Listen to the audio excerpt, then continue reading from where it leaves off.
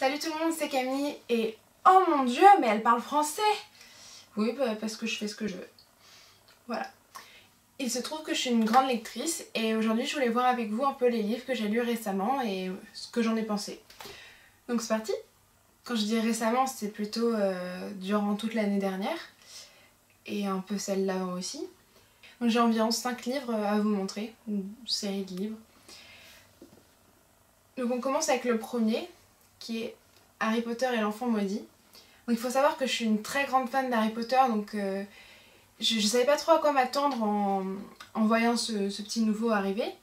Et j'ai pas tout de suite compris que c'était une pièce de théâtre. Et je pense que c'est un peu ça qui est dommage.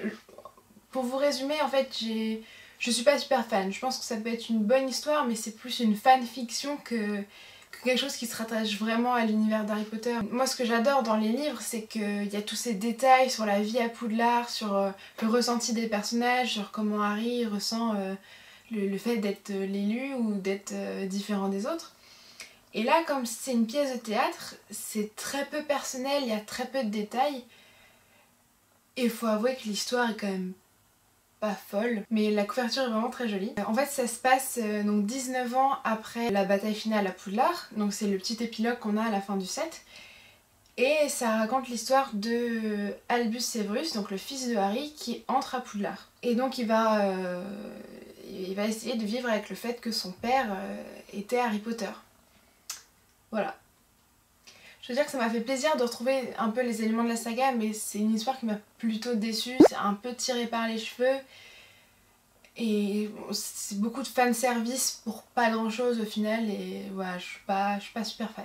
Mais bon, je vous le conseille pas forcément. Après, il faut peut-être l'avoir lu pour parce que ça complète un peu l'univers Harry Potter, mais c'est pas non plus l'histoire du siècle. Je vais peut-être pas le relire souvent.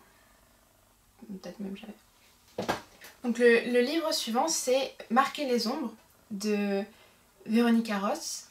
Et donc ce qui m'a marqué en premier dans ce livre, c'est d'abord la couverture, mais c'est surtout ce petit panneau qui dit « Par l'auteur de Divergente ». Et d'habitude, je suis pas trop ah, je veux voir ça parce que c'est tel auteur, ou des fois ils en font tout un plat en disant « Oh, c'est super, il a fait tel livre qui est génial, donc le livre suivant, il est génial aussi ». Et ben il se trouve que celui-là est très bien, tout comme Divergente. Donc c'est le genre de science-fiction un peu comme dans Star Wars, avec différentes planètes et différents individus. Et donc dans cet univers, il y a certaines personnes qui peuvent posséder un don. Et ce don, ça peut être n'importe quoi. Ça peut être, je sais pas...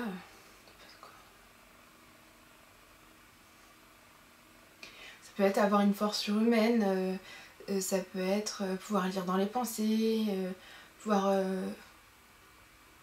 ça peut être vraiment plein de choses, mais c'est pas toujours une bonne chose en fait. C'est un don dans le sens, ils ont quelque chose en plus, mais c'est pas toujours une bonne chose. Et donc on suit l'histoire de... Comment il s'appelle l'autre? De Syrah. C'est ça. De Syrah qui est la sœur d'un dictateur d'un des peuples, et de Akos qui est le fils d'une oracle du peuple opposé, et les deux peuples sont en guerre et ils vont se retrouver liés. C'est un super livre, je trouve. C'est un peu lent au début. Je pense que ça pose les bases de tout un univers.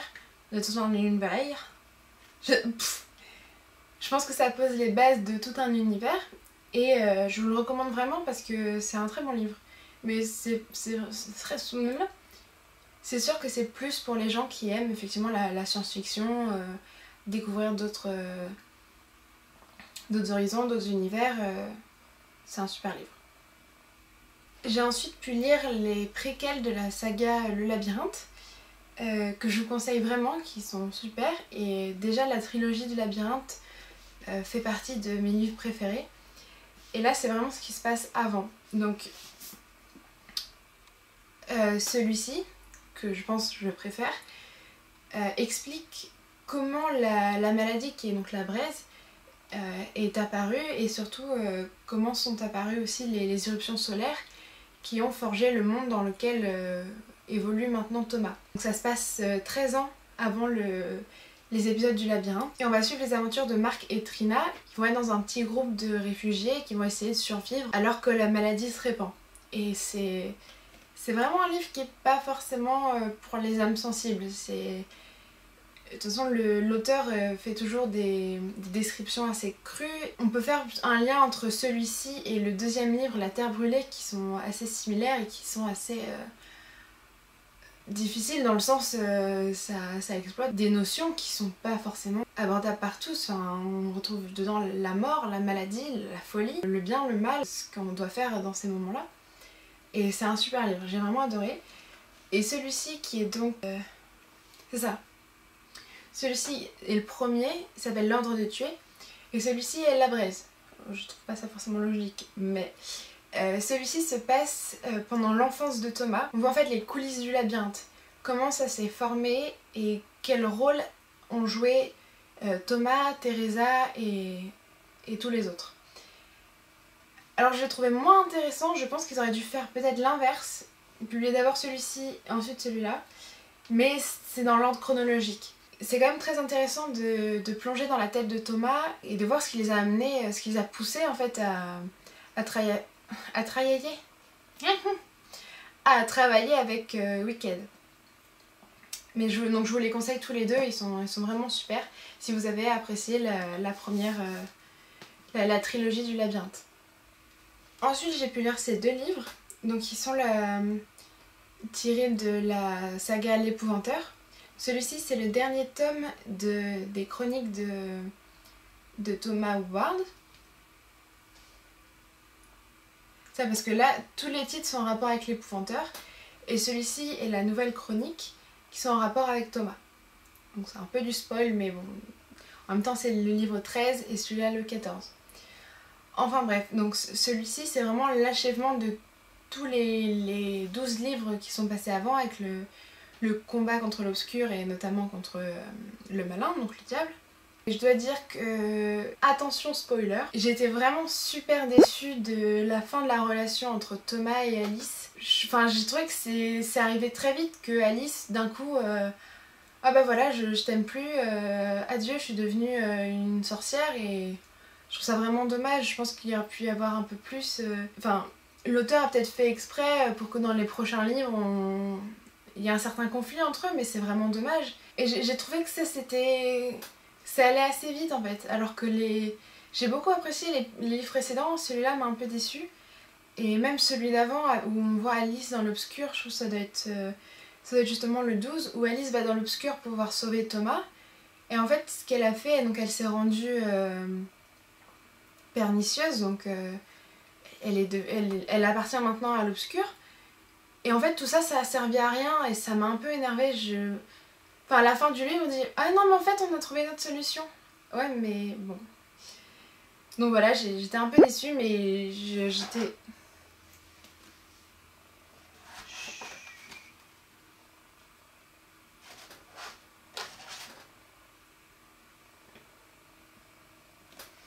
J'étais très excitée de pouvoir lire la suite.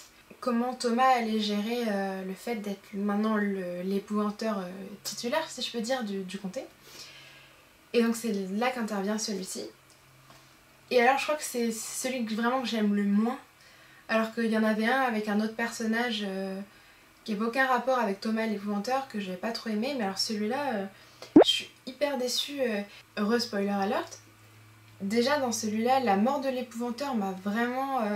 c'est arrivé super vite et j'étais vraiment très déçue que... Il meurt comme ça en fait, il va se battre et ensuite on le voit par terre, les yeux exorbités, mort. Et il s'est rien passé entre temps, enfin, presque une mort un peu nulle, enfin, il est courageux, il est allé au combat, tout ça, mais en même temps on savait que sa mort approchait, mais j'aurais voulu une plus belle mort pour lui. Enfin bon. Et en tout cas celui-ci, donc il retrouve Grimalkin avec qui il s'était allié, mais il décide de rompre... mais il avait décidé de rompre tout contact avec elle pour redevenir un vrai épouvanteur qui ne s'allie plus aux gens de l'obscur. Et finalement il aura quand même besoin de son aide et il y a... Ce qui est intéressant c'est qu'il y a une fille qui vient le voir et qui lui dit « Voilà, je suis la 7e fille d'une 7e fille. et je vois la même chose que toi. Donc j'aimerais que tu me prennes en tant que ton apprenti. Et il faut savoir que ça n'est jamais arrivé parce qu'un épouvanteur c'est toujours le 7e fils d'un 7e fils. Et donc Thomas est un peu... déjà il n'a pas envie de s'encombrer d'une fille vu son expérience avec Alice. Mais surtout il sait pas trop comment faire. Donc finalement il va accepter et ils vont partir ensemble. Mais enfin... Je vous raconterai pas la fin, mais je suis vraiment très déçue et j'ai hâte que le prochain livre fasse un peu quelque chose. Et donc, comme je disais, on a un peu vu que... Enfin, on a un peu vu... On a ressenti que Alice était un peu jalouse parce qu'elle a espionné un peu cette nouvelle apprentie. Mais bon, sans plus, quoi. On n'a toujours pas de nouvelles et j'espère vraiment que le prochain sera bien. Voilà. Le dernier livre pour aujourd'hui s'appelle... comment? Ouais, c'est ça. Le dernier livre d'aujourd'hui s'appelle Horizon Crash. Dans le magasin, j'ai trouvé que la couverture était assez intéressante. Ça m'a fait penser un peu à Lost ou à The 100 par exemple. Et donc j'ai lu le résumé. Et donc c'est l'histoire d'un groupe de jeunes qui vont à une compétition de foot avec des robots parce qu'ils ont un club d'ingénieurs, tout ça, mais ils sont encore très jeunes, ils ont entre 10 et 15 ans. Et donc ils se retrouvent crachés comme ça au milieu d'une jungle et ils ne savent pas s'ils sont sur Terre ou s'ils sont sur une autre planète. Et donc ils sont... c'est vraiment que des jeunes, pour vous raconter très vite ce qui se passe. Dans l'avion, tout le monde a été éjecté par une force qu'on ne connaît pas, sauf eux. Donc ils ont en quelque sorte été choisis. Et donc c'est tout ce qui est expliqué ici. Donc est-ce que le crash est un accident? Est-ce que c'est voulu? Tout ça.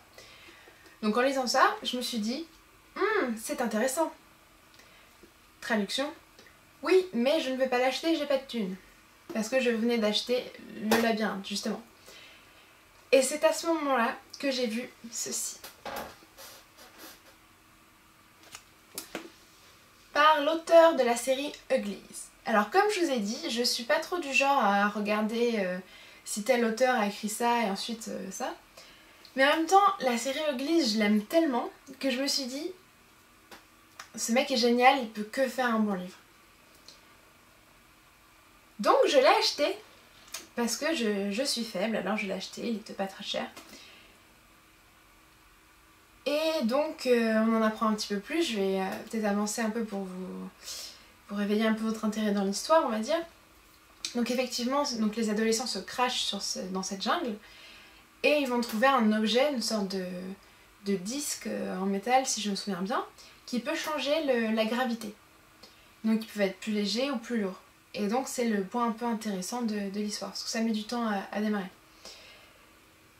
Et donc c'est pas trop mal, mais j'en ai parlé avec une amie qui m'a dit qu'elle ne rachèterait pas la suite. Mais je sais pas non plus, j'avoue que c'est un petit livre intéressant qui fait passer le temps. C'est un peu intriguant vers la fin, mais bon, ça donne pas forcément envie de lire la suite, mais je vous le conseille si vous avez rien d'autre à lire. Voilà, c'est un peu dur, mais en même temps, c'est vrai que... Après c'est le début, ça pose les bases, un peu comme tous les autres livres qui sont des premiers tomes, ça pose les bases d'un univers, mais j'ai trouvé que c'était un peu repris sur le labyrinthe en fait. On retrouve ce groupe d'adolescents coincés à un endroit, ils savent pas où ils sont, ils vont chercher à s'échapper entre guillemets de cet endroit, et bon bah... Moi qui adore le labyrinthe, on ne peut pas le surpasser comme ça, donc peut-être que j'achèterai la suite, peut-être pas, je sais pas. Donc c'était le dernier livre pour aujourd'hui. Et en ce moment je suis en train de lire La Belle Sauvage, donc qui est le préquel de À la croisée des mondes. C'est plutôt pas trop mal pour le moment, mais je vous en dirai plus quand je l'aurai terminé. Et j'ai aussi acheté plein de livres à la brocante récemment qui étaient vraiment pas chers et qui ont l'air assez intéressants, donc je ferai une autre vidéo pour donner mon avis sur cela. Voilà, la vidéo est terminée. S'il y a des livres que vous avez lus parmi ceux que je vous ai montrés, donnez votre avis dans les commentaires. En attendant, je vous souhaite une bonne journée et je vous dis à la prochaine dans une nouvelle vidéo. Salut!